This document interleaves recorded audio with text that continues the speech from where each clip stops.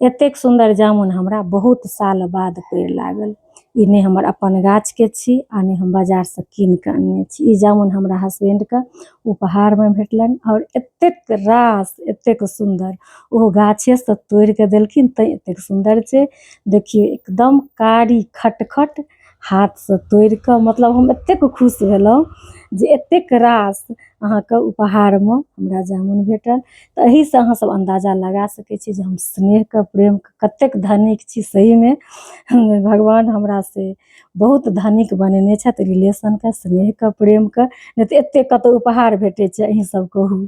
हम तो जकरा मिथिला में बेन कहै छै, तो देखिए हमरा कतेक सुंदर ई बेन भेटल हन। तो सोचलहुँ अहाँ सबके देखा दै छी, अहाँ सबके खुआ तऽ नहीं सकै छी बस। तो हम अपन उपहार अहाँ सबके देखेलहुँ जे देखिए।